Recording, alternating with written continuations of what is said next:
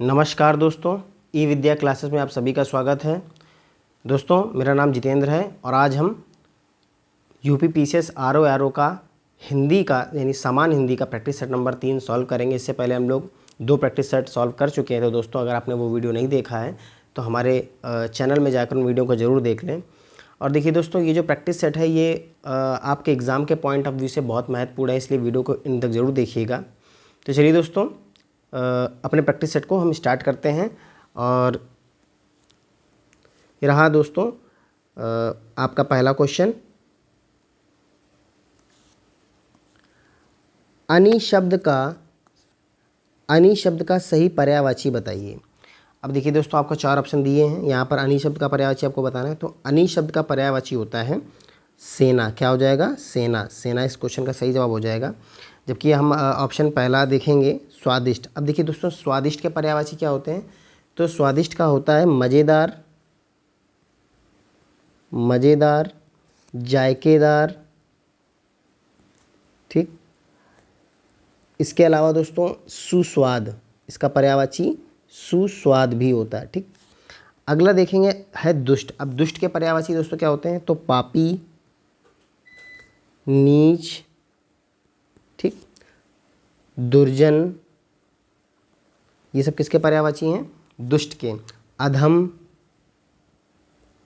खल और पामर, ये सब देखिए दोस्तों किसके पर्यायवाची हैं? ये सब किसके पर्यायवाची हैं? या दुष्ट के पर्यायवाची। सेना के अगर पर्यायवाची की बात करें तो देखिए दोस्तों, सेना के पर्यायवाची चमू होता है दोस्तों, चमू। ठीक, कटक, कटक भी किसका पर्यायवाची है? तो सेना का पर्यायवाची है। दल, फौज, ये सब किसके पर्यायवाची हैं? ये सब सेना के पर्यायवाची हैं। एक होता है अनिकिनी। अनिकिनी किसका पर्यायवाची? ये भी दोस्तों सेना का पर्यायवाची। अब अगर हम सेतु की बात करें तो देखिए दोस्तों, इसको इसका पर्यायवाची होता है बांध। ठीक, धुस भी होता है। ठीक, धुस भी किसका पर्यायवाची होता है? तो ये होता है सेतु का। देखिए दोस्तों, इस पहले प्रश्न का ऑप्शन नंबर 3 बिल्कुल सही जवाब है। बढ़ते हैं क्वेश्चन नंबर 2 की तरफ। ये रहा दोस्तों क्वेश्चन नंबर 2। इनमें से बादल का पर्यायवाची कौन सा शब्द नहीं है? अब आपसे पूछा है बादल का पर्यायवाची कौन सा नहीं है। तो देखिए दोस्तों, मेघ ये बादल का पर्यायवाची है। वारिद और जलद ये सब क्या है? बादल के पर्यायवाची हैं। दोस्तों एक महत्वपूर्ण बात आप याद रखिएगा, यहाँ पर मैं लिख देता हूँ। जब भी देखिए जल आपको जल के पर्यायवाची दिए हों, अगर जल के पर्यायवाची में आपने द जोड़ दिया तो ये हो जाता है मेघ का पर्यायवाची। ठीक, आप जल के पर्यायवाची में ही अगर आपने धर जोड़ दिया, धर, तो भी आपको मेघ का पर्यायवाची मिल जाएगा। ठीक, देखिए दोस्तों दोनों बातें याद रखिएगा। अब देखिए यहाँ पर आपने बादल के तो पर्यायवाची देख लिए, मेघ, वारिद, जलद। लेकिन देखिए जलधि ये हमारा आंसर है, क्योंकि ये बादल का पर्यायवाची नहीं बल्कि ये है समुद्र का पर्यायवाची। किसका है? समुद्र का पर्यायवाची। अब देखिए दोस्तों, समुद्र के और पर्यायवाची आप देखेंगे तो सागर भी बोलते हैं। ठीक, सागर, पयोधी, पारावार, ठीक, नदीश, नीरनिधि, ये सब किसके पर्यायवाची हैं? सागर के पर्यायवाची। अब अगर हम यहाँ बादल के पर्यायवाची और देखें इनके अलावा, तो देखिए बादल के पर्यायवाची क्या हो जाएंगे? जैसे आप पानी के जल के जितने पर्यायवाची हैं उनमें आप धर जोड़ दीजिए। जैसे कि जलधर, जल में आप जोड़ दीजिए। ठीक, जलधर, वारिधर, ठीक, पयोधर, ये सब किसके पर्यायवाची हैं? बादल के। ठीक, और कुछ महत्वपूर्ण जैसे आपको याद रखना है अभ्र। अभ्र भी किसका पर्यायवाची होता है? बादल का पर्यायवाची होता है दोस्तों। ठीक, तो चलिए दोस्तों, इस क्वेश्चन का ऑप्शन नंबर 1 बिल्कुल ऑप्शन नंबर 4 बिल्कुल सही जवाब है। तो दोस्तों बढ़ते हैं अगले क्वेश्चन की तरफ, और ये रहा क्वेश्चन नंबर 3। प्रथु का विलोम शब्द क्या है? प्रथु, प्रथु का विलोम शब्द क्या होगा? तो देखिए दोस्तों, प्रथु का अर्थ होता है, प्रथु का अगर अर्थ की बात करें तो प्रथु मतलब होता है मोटा। क्या होता है? मोटा। तो बताइए इसका सही जवाब क्या हो जाएगा? तो इसका सही जवाब है ऑप्शन नंबर 4। क्या हो जाएगा? तनु। तनु का अर्थ क्या होता है? पतला। ठीक, तो यहाँ पर ये बिल्कुल सही है, विलोम हो जाएगा। ऑप्शन नंबर 4 बिल्कुल सही है। अब देखिए दोस्तों, स्थूल, स्थूल का बताइए विलोम क्या होगा? स्थूल का होता है सूक्ष्म। क्या होता है? सूक्ष्म। अगर हम पतन की बात करें तो उत्थान का क्या होता है? उत्थान, इसका विलोम है उत्थान। बर्बर का क्या हो जाएगा? तो बर्बर का हो जाएगा सभ्य। क्या हो जाएगा? सभ्य। ठीक, तो दोस्तों ऑप्शन नंबर 4 बिल्कुल सही जवाब है इस क्वेश्चन का। चलिए दोस्तों बढ़ते हैं अगले क्वेश्चन की तरफ, क्वेश्चन नंबर 4 की तरफ। ये रहा क्वेश्चन नंबर 4। तमचर, निशाचर, रजनीचर निम्नलिखित में से किसके पर्यायवाची हैं? अब देखिए दोस्तों, आपको बताना है किसके पर्यायवाची हैं ये। तो देखिए, आप जानते हैं निशाचर रजनीचर किसे कहते हैं? तो ये बिल्कुल सिंपल सा सवाल है और इसका आंसर है असुर। ठीक, तो असुर बिल्कुल सही जवाब है। अब देखिए और पर्यायवाची देख लेते हैं असुर के। तो देखिए दोस्तों, असुर का होता है दुष्ट। अब ये लोग पीछे भी कर चुके हैं, दुष्ट होता है, राक्षस, और कुछ महत्वपूर्ण बताता हूँ आपको, जैसे यातुधान, याद रखिएगा बहुत ही महत्वपूर्ण है ये। यातुधान किसका पर्यायवाची है? राक्षस का। देवारी, देवारी किसका पर्यायवाची है? ये भी आपका असुर का पर्यायवाची। दनुज, ठीक, ये सब किसके हैं? तो ये सब है राक्षस के। अगर इंद्र की बात करें तो इंद्र के पर्यायवाची देवराज, सुरेंद्र, ठीक, और देखिए दोस्तों सुरपति, अमरेश, ये सब किसके पर्यायवाची हैं? ये सब हैं इंद्र के पर्यायवाची दोस्तों। ठीक, वासव हो गया, बहुत महत्वपूर्ण है ये। सुरराय, सुरराय, ये सब किसके पर्यायवाची हैं? इसको सही से लिख देता हूँ, सुरराय। ठीक, तो दोस्तों ये सब किसके पर्यायवाची हैं? इंद्र के। कामदेव की, कामदेव के पर्यायवाची की अगर बात करें तो मथ, आधा नाम माथ, नमथ, मनोज, ये भी पर्यायवाची है कामदेव का। काम, मार, ये सब किसके पर्यायवाची हैं? ये सब हैं कामदेव। कंदर्प, अनंग, ठीक, तो ये सब हैं कामदेव के पर्यायवाची। अगर देवता के पर्यायवाची की बात करें तो आप देखिए दोस्तों, वसु होता है, आदित्य होता है, वसु, आदित्य, सुर, देव, ये सब हैं आपके देवता के पर्यायवाची। ठीक दोस्तों, इस क्वेश्चन का सही जवाब है ऑप्शन नंबर 1। तो दोस्तों बढ़ते हैं अगले क्वेश्चन की तरफ, क्वेश्चन नंबर 5। ये रहा क्वेश्चन नंबर 5। देवता का पर्यायवाची शब्द है। अब देखिए दोस्तों, देवता का पर्यायवाची आपको बताना है, तो बताइए क्या है देवता का पर्यायवाची। देखिए दोस्तों, इसका सही जवाब ऑप्शन नंबर बी, सुर। अब इन लोगों ने पीछे भी पढ़ा है कि देवता का पर्यायवाची क्या होता है? सुर होता है। ऑप्शन नंबर 2 बिल्कुल सही जवाब है। अब देखते हैं चतुरानन। चतुरानन बताइए दोस्तों किसका पर्यायवाची है? तो ये ब्रह्मा जी को कहते हैं। देखिए चतुरानन के पर्यायवाची जो हो जाएंगे, विधाता, ठीक, ब्रह्मा, ब्रह्मा, सृष्टा, ठीक, और सृष्टिकर्ता, सृष्टिकर्ता। दोस्तों ये देखिए, ये हो गया चतुरानन के पर्यायवाची। अगर देवता के पर्यायवाची हम लोग पीछे भी पढ़ चुके हैं, तो अगर आपको देवता के लिखने हैं तो मैं बताता हूँ आपको। जैसे कि वसु, देव, ठीक, आदित्य, ये सब किसके पर्यायवाची हैं? ये देवता के पर्यायवाची हैं। अब देखिए दोस्तों, मनीषी के पर्यायवाची, तो मनीषी के पर्यायवाची होते हैं मतलब कि महात्मा, जो संत लोग होते हैं, महात्मा, ऋषि, मुनि, साधु,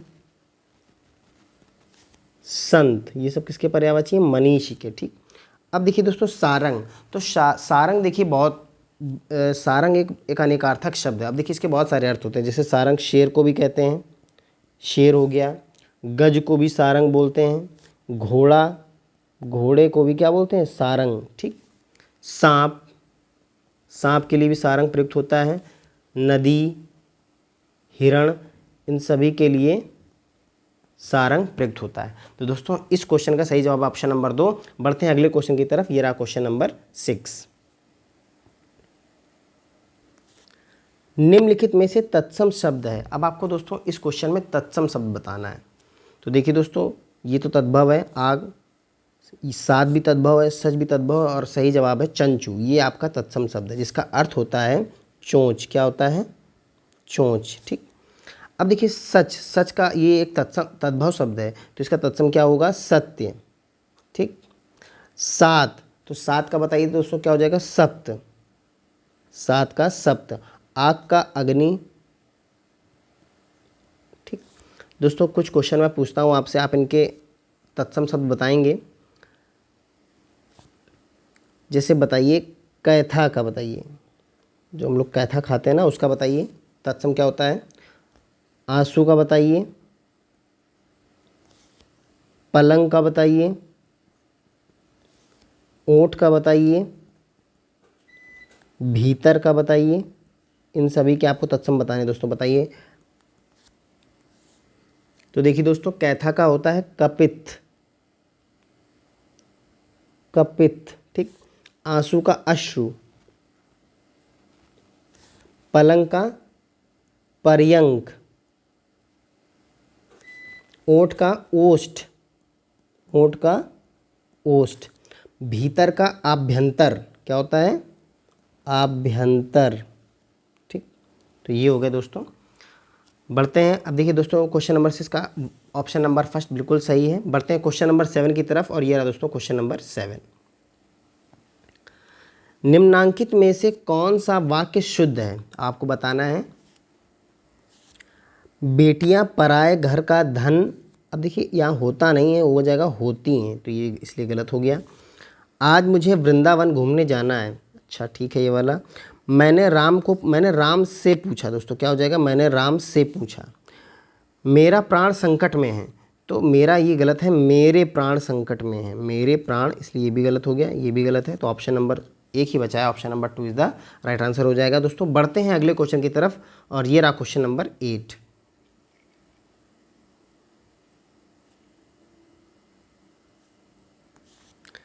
निम्न में से किस वर्ग में सभी शब्द तत्सम नहीं है? देखिए सभी शब्द तत्सम नहीं है पूछा है। तो चलिए देखते हैं ऑप्शन नंबर 1 में जो क्या है, वृश्चिक। अब देखिए दोस्तों वृश्चिक एक तत्सम, इसका अर्थ होता है बिच्छू। क्या होता है?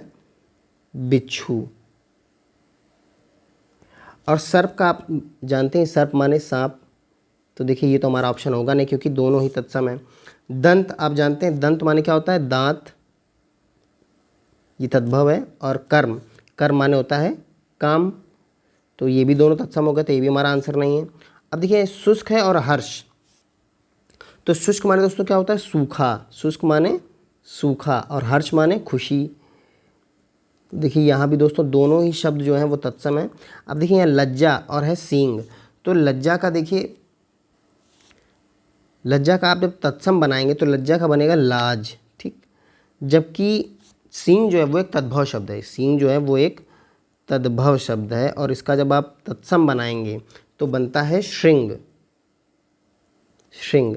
देखिए यहीं पर ये जो है ऑप्शन, ये आपका तद्भव आ गया है, इसलिए दोनों शब्द जो हैं वो तत्सम नहीं है और यही हमारा सही जवाब है। तो ऑप्शन नंबर 4 राइट आंसर हो जाएगा। दोस्तों बढ़ते हैं अगले क्वेश्चन की तरफ। ये रहा क्वेश्चन नंबर 9। इनमें से गुणवाचक विशेषण कौन सा है? गुणवाचक विशेषण आपको बताना है। तो गरीब, देखिए दोस्तों ये तो गुणवाचक है। सूखा, ये भी गुणवाचक है। पीला सा, ये भी देखिए विशेषता बता रहा है। तो ये हो गया तीनों, जो हमारे ऊपर के तीनों ऑप्शन हैं वो सारे ही गुणवाचक विशेषण, यानी ऑप्शन नंबर 4 राइट आंसर हो जाएगा। बढ़ते हैं दोस्तों अगले क्वेश्चन की तरफ। ये रहा क्वेश्चन नंबर 10। निम्न में से वर्तनी की दृष्टि से शुद्ध शब्द कौन सा है? आपको बताना है वर्तनी की दृष्टि से शुद्ध कौन सा है। तो अतिथि, देखिए ये तो गलत है, ये भी गलत है, ये भी गलत है। ये ऑप्शन नंबर 2 बिल्कुल सही है, अतिथि। कैसे लिखा जाता है? अतिथि। चलिए दोस्तों मैं कुछ क्वेश्चन पूछता हूँ आपसे, आपको बताना ये सही लिखा है या गलत लिखा है। तो मैं पहला शब्द लिख रहा हूँ प्रादेशिक। प्रादेशिक, बताइए दोस्तों इसमें क्या गलती है। मैंने लिखा माधुर्य। माधुर्य। बताइए परीक्षण में क्या दिक्कत है? परीक्षण। परीक्षा में बताइए दोस्तों, परीक्षा। सर्वोत्तम। सर्वोत्तम देखिए दोस्तों सही लिखा है या गलत लिखा, आपको बताना है। तो देखिए दोस्तों मैं आपको इनके जवाब बताता हूँ। तो देखिए दोस्तों प्रादेशिक, अब देखिए प्रादेशिक नहीं होता, होता है प्रादेशिक। क्या होता है? प्रादेशिक। तो ये सही लिखा है, ठीक। माधुर्य नहीं होता, माधुर्य, छोटा ओ की मात्रा लगेगी, क्या हो जाएगा? माधुर्य। अगर हम बात करें परीक्षण, नहीं, परीक्षण, परीक्षण सही है, ठीक। परीक्षा, अब देखिए परीक्षा में यहाँ छोटी की मात्रा नहीं बल्कि बड़ी की मात्रा लगेगी, परीक्षा। यहाँ देखिए लिखा है सर्वोत्तम, देखिए सर्वोत्तम बिल्कुल सही लिखा है, ये बिल्कुल शुद्ध वर्तनी है। तो दोस्तों बढ़ते हैं अगले क्वेश्चन की तरफ, और ये रहा क्वेश्चन नंबर। देखिए दोस्तों, अगर आपको हमारा वीडियो अच्छा लग रहा हो तो वीडियो को लाइक करें, हमारे वीडियो को शेयर भी करें, और अगर आप हमारे चैनल में नए हो तो चैनल को सब्सक्राइब जरूर कर लें। चलिए दोस्तों बढ़ते हैं अगले क्वेश्चन की तरफ, ये रहा क्वेश्चन नंबर 11। ऐसा घर मैंने नहीं देखा, वाक्य में रेखांकित शब्द में किस प्रकार का विशेषण है? अब देखिए दोस्तों, यहाँ पर ये जो घर है वो क्या है? ये जो घर है वो एक संज्ञा है, और ऐसा, घर तो है लेकिन ऐसा। अब ये देखिए इसकी विशेषता बता रहा है कि घर लेकिन ऐसा घर। तो अब यहाँ पर ये जो विशेषण है वो सर्वनाम के रूप में आया, यानी सर्वनाम जो है, सर्वनाम विशेषण का कार्य कर रहा है। किसका कार्य कर रहा है? विशेषण का। और देखिए दोस्तों, जब भी सर्वनाम विशेषण का कार्य करता है तो उस सर्वनाम को, यानी उस शब्द को बोलते हैं सार्वनामिक विशेषण। यहाँ यही पूछा है कि विशेषण का कौन सा प्रकार है, तो यहाँ पर क्या हो जाएगा दोस्तों? ऑप्शन नंबर सेकंड हो जाएगा, सार्वनामिक विशेषण। संख्यावाचक में आप जानते हैं संख्या आती है, पूर्ण संख्या, इसके भी कई टाइप हैं, आवृत्तिवाचक, समुदायवाचक, ठीक। तो यहाँ पर संख्या तो है नहीं, परिमाण, कोई परिमाण नहीं, जैसे 1 किलो 2 किलो ऐसा भी कुछ नहीं है। गुणवाचक में क्वालिटी आती है, काला, सफ़ेद, गोरा, पीला, हरा, तो ये सब भी चीज़ नहीं है, इसलिए ऑप्शन नंबर 2 बिल्कुल सही जवाब है। तो जो दोस्तों बढ़ते हैं अगले क्वेश्चन की तरफ, क्वेश्चन नंबर 12, ये रहा दोस्तों क्वेश्चन नंबर 12। वर्तनी की दृष्टि से अशुद्ध शब्द का चयन कीजिए। अब देखिए दोस्तों, वर्तनी की दृष्टि से जो शब्द अशुद्ध है वो आपको बताना है। देखिए पहला है स्मृत। अब देखिए दोस्तों, स्मृत तो बिल्कुल सही लिखा है, इसलिए हमारा ऑप्शन नहीं हो सकता। सुषुप्त, देखिए ये थोड़ा गलत लिखा हुआ है। आकृति बिल्कुल सही लिखा है, और दीप्ति ये भी बिल्कुल सही लिखा है। अब देखिए दोस्तों, सुषुप्त कैसे लिखा जाता है? तो सुषुप्त कुछ इस तरह लिखा जाता है, सुषुप्त, ठीक। ये देखिए दोस्तों बिल्कुल शुद्ध वर्तनी, इस तरह लिखा जाता है सुषुप्त। अब देखिए दोस्तों, पहला जो ऑप्शन है स्मृत, स्मृत मतलब होता है स्मरण किया हुआ, स्मरण, स्मरण किया हुआ, ठीक। सुषुप्त, सुषुप्त माने होता है सोया हुआ, क्या होता है? सोया हुआ। दोस्तों आपको शब्दों के अर्थ बहुत ज़रूरी है आपको पता हो, क्योंकि तभी आप विलोम शब्द, तभी उनके पर्यायवाची, तभी उनके अनेकार्थक आपको इसी में मदद मिलेगी, ठीक है।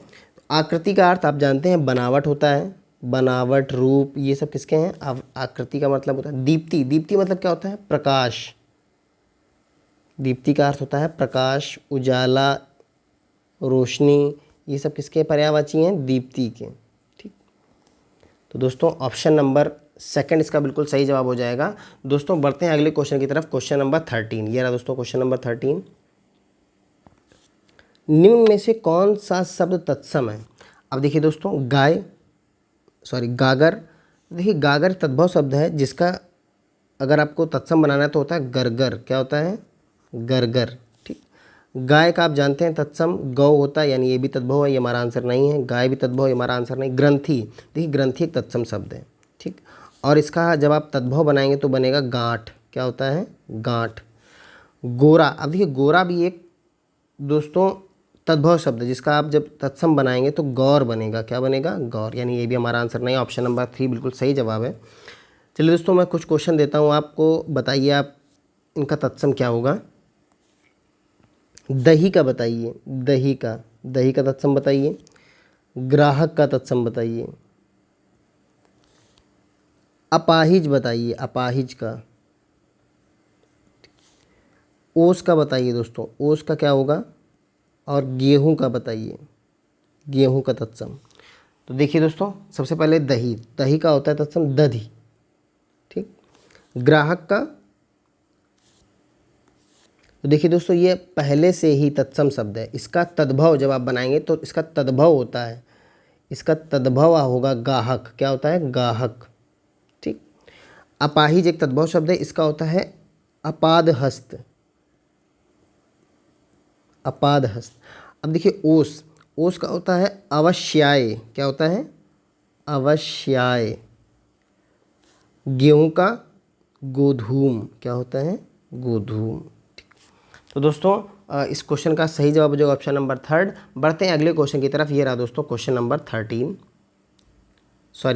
ये रहा क्वेश्चन नंबर 14।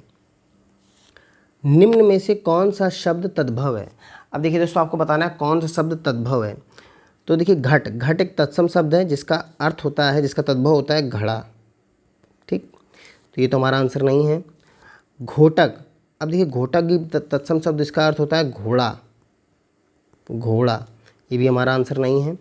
घर, अब देखिए घर दोस्तों तद्भव शब्द है और इसका जब आप तत्सम बनाएंगे तो बनेगा ग्रह, क्या बनेगा? ग्रह। ठीक, यहाँ घृणा, अब घृणा तो एक तत्सम शब्द है, इसका अर्थ होता है नफरत,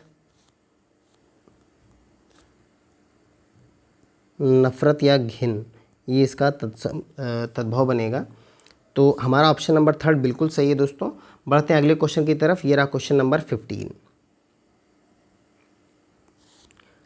जहां पर लोगों का मिलन हो, इस वाक्यांश के लिए शब्द होगा। जहां पर लोगों का मिलन हो, अब देखिए दोस्तों जहां पर लोगों का मिलन होगा संगम। तो देखिए संगम जो होता है दोस्तों वहां जब नदियों का मिलन, जहां नदियों का मिलन हो, नदियों का मिलन हो उसे कहते हैं संगम। तो ये तो हमारा ऑप्शन नहीं है, आंसर नहीं है। अगम्य, जहाँ पहुँचा ना जा सके, अगम्य जहाँ पहुँचा ना जा सके। ठीक, सघन, दोस्तों सघन बताइए क्या हुआ?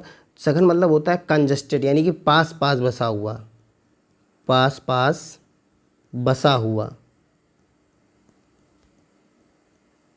और देखिए दोस्तों सम्मेलन, तो देखिए सम्मेलन ही होता है जहाँ पर लोगों का मिलन हो। तो ऑप्शन नंबर 4 बिल्कुल सही जवाब हो जाएगा इस क्वेश्चन का। बढ़ते हैं अगले क्वेश्चन की तरफ। ये रहा दोस्तों क्वेश्चन नंबर 16।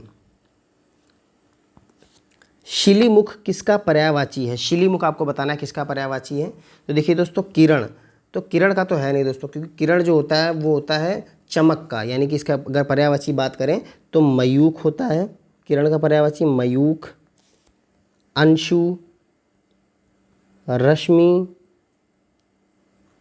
ये सब किसके पर्यायवाची हैं? सब किरण के पर्यायवाची हैं। मरीचि, प्रभा, ये सब हैं इसके।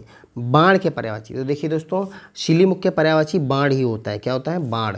अब अगर हम इसके पर्यायवाची की बात करें तो शिलीमुख का और पर्यायवाची होता है तीर, आशुग, आशुग, नाराज, शर, ये सब किसके हैं? बाण के पर्यायवाची। पर्वत के दोस्तों देखिए बहुत सरल है। शैल, नग, भूधर, भूधर जिसने भू को धर रखा है, मतलब जिसके पास भू है। पहाड़, अंचल, महीधर। देखिए धरती के पर्यायवाची में जब आप धर जोड़ देंगे तो वो किसका बन जाएगा? पर्वत का पर्यायवाची बन जाएगा। तालाब की अगर बात करें तो तालाब देखिए दोस्तों सर, सरोवर, सर, सरोवर, तड़ाग, पोखर, ये सब किसके हैं? तालाब के पर्यायवाची। ठीक, पोखर, देखिए दोस्तों पोखर होगा यहाँ, पोखर। ठीक, तो ये रहा इसके ऑप्शन। ऑप्शन नंबर 2 इसका सही जवाब है। बढ़ते हैं दोस्तों अगले क्वेश्चन की तरफ। ये रहा क्वेश्चन नंबर 17।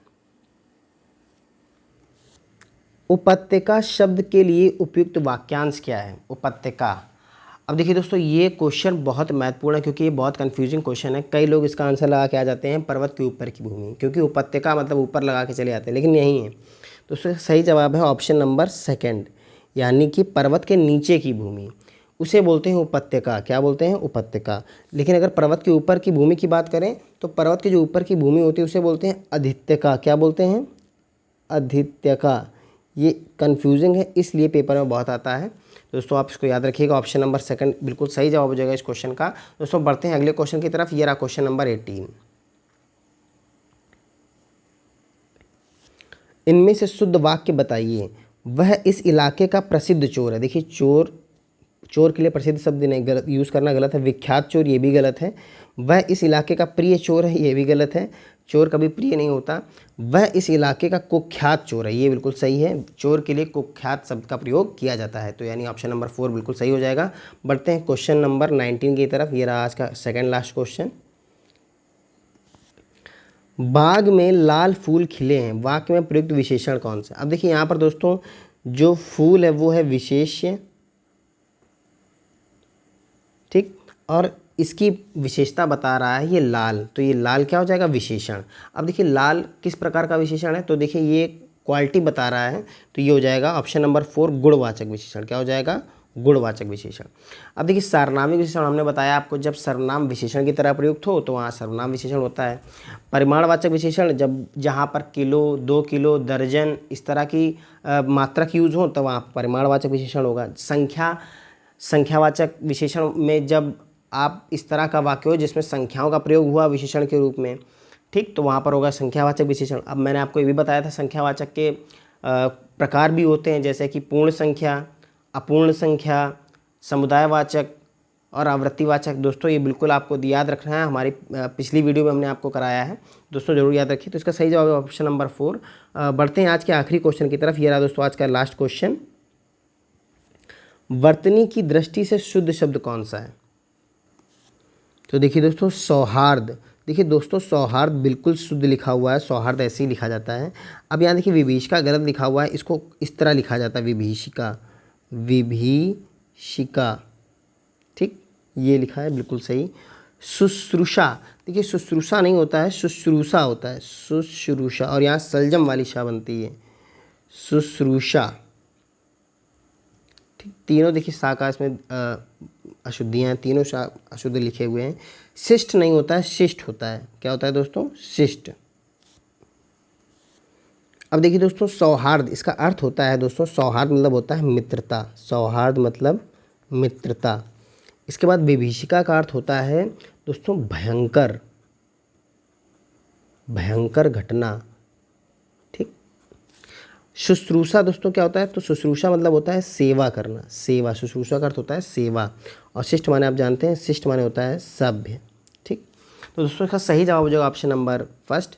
दोस्तों अगर आपको हमारी वीडियो अच्छी लगी हो तो वीडियो को ज़रूर लाइक करें, और चैनल पे अगर नए हो तो चैनल को ज़रूर सब्सक्राइब कर लें, और अपने दोस्तों के साथ भी शेयर करें। दोस्तों मिलते हैं अगले प्रैक्टिस सेट के साथ, तब तक के लिए नमस्कार।